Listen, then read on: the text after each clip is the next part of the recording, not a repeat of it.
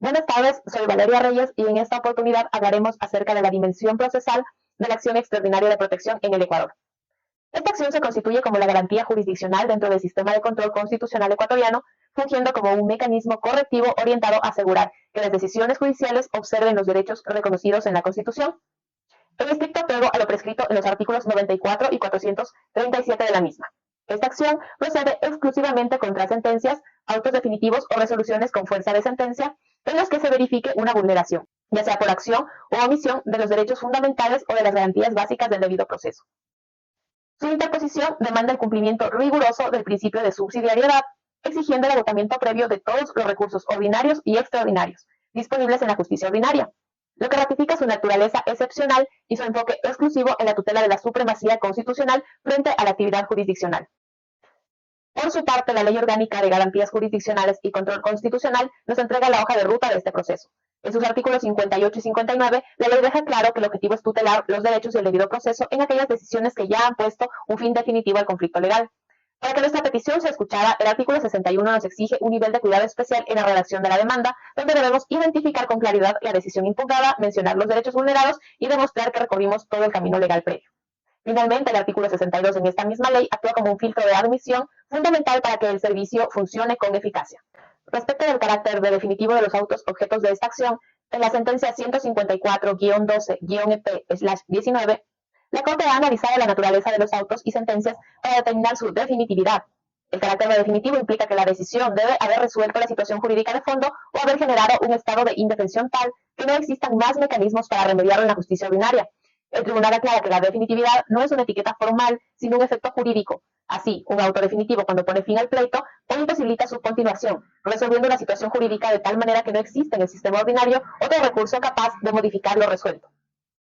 Respecto al agotamiento de recursos como requisito de admisibilidad.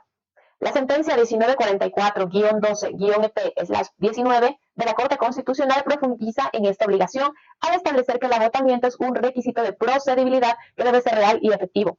Según este fallo, esta acción no tiene como propósito subsanar la inactividad procesal de los litigantes. Por lo tanto, si una parte permite que una sentencia quede ejecutoriada por no haber interpuesto un recurso de casación, siendo este procedente ilegalmente viable, la justicia constitucional no puede intervenir. La negligencia y la defensa técnica dentro de la justicia ordinaria cierra definitivamente la puerta a la acción extraordinaria de protección, pues esta garantía no fue concebida para revivir términos vencidos ni para actuar como una instancia de salvataje en el descuido profesional. Respecto de la legitimación de las entidades públicas, la sentencia 282-13-JP/19 de la Corte Constitucional resuelve esta cuestión mediante una distinción sustancial entre la titularidad de derechos fundamentales y la titularidad de garantías procesales. El Pleno de la Corte establece que el Estado y sus instituciones no poseen derechos fundamentales en el sentido clásico, ya que el Estado es obligado a garantizarlos, no el beneficiario de estos. No obstante, el actuar como parte procesal en un litigio, las instituciones públicas están revestidas de derechos adjetivos o garantías procesales, tales como el debido proceso, la tutela judicial efectiva, los cuales se encuentran consagrados en el artículo 75 y 76 de la Constitución. Bajo este razonamiento, la Corte precisa que una entidad pública solo goza de legitimación activa para presentar una acción extraordinaria de protección cuando el acto lesivo afecta directamente su garantía dentro de la sustanciación de un proceso judicial. La restricción busca evitar que el aparato estatal desnaturalice esta garantía utilizándola como una herramienta para dilatar el cumplimiento de sentencias legítimas dictadas en su contra. La Ley Orgánica de Garantías Jurisdiccionales y Control Constitucional, en su artículo 62, numeral 2, obliga a la sala de admisión a verificar que el argumento sea de relevancia constitucional. En el caso de entidades públicas, este análisis es mucho más riguroso para asegurar que la queja sea estrictamente procesal, y en un intento de revisar la legalidad del fondo del asunto. Respecto del principio de subsidiariedad, la Corte Constitucional, en sentencias como la 176-14-EP/19 y la 1150-13-EP/20, ha desarrollado la tesis de que esta acción no es una tercera instancia.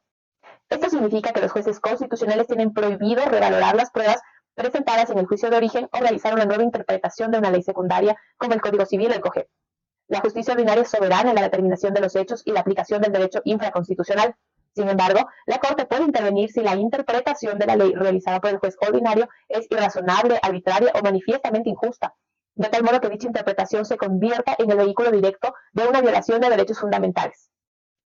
Respecto al examen de mérito, la sentencia 2137-21-EP/21 es fundamental para entender el alcance de esta, pues delimita con precisión la labor del juez constitucional frente a la del juez ordinario. La Corte establece que el examen de mérito no consiste en una revisión de la legalidad ordinaria, ni en juzgar si la sentencia impugnada fue acertada o errónea en la aplicación de normas ordinarias, sino que se centra en analizar si la autoridad judicial, al momento de dictar su fallo, observó los estándares constitucionales y respetó los derechos fundamentales, la aplicación de los principios determinados en el artículo 11 de la Constitución.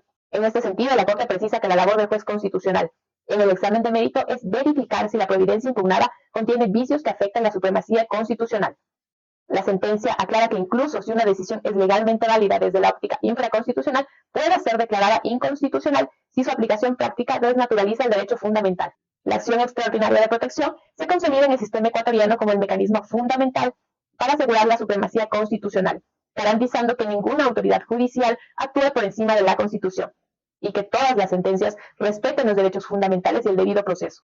Debido a su naturaleza excepcional y subsidiaria, esta garantía posee límites procesales estrictos, diseñados para evitar que sea utilizada erróneamente como una tercera instancia judicial. Por ello, su admisibilidad depende del cumplimiento riguroso del principio de subsidiariedad, el cual exige haber agotado todos los recursos ordinarios y extraordinarios disponibles en la justicia común antes de acudir a sede constitucional. Asimismo, el éxito de esta acción requiere que el accionante cumpla con una carga argumentativa técnica y clara. No es suficiente con enumerar derechos vulnerados, sino que es imperativo demostrar el nexo causal directo entre la actuación del juez ordinario y la lesión del derecho constitucional alegado. Esta rigurosidad se complementa con una evolución jurisprudencial significativa por parte de la Corte Constitucional, que ha desarrollado estándares avanzados en áreas críticas como la motivación. En este sentido, se ha transitado hacia un examen de suficiencia que permite identificar fallos con deficiencias de inexistencia, insuficiencia o apariencia de motivación, fortaleciendo así la seguridad jurídica. Finalmente, esta acción se ha convertido en una herramienta vital para la reparación integral de los derechos en el Ecuador. La jurisprudencia actual garantiza mecanismos ágiles para la reparación económica sin revictimizar al afectado, con nuevos procesos complejos y extendido la tutela judicial incluso a sujetos no humanos, como por ejemplo los derechos de la naturaleza, depurando interpretaciones antropocéntricas. En conclusión, la eficacia de esta garantía reside en su capacidad para corregir injusticias y arbitrariedades cuando el sistema judicial ordinario ha fallado, consolidando de manera efectiva el Estado constitucional de derechos y justicia. Hasta aquí mi intervención. Muchas gracias.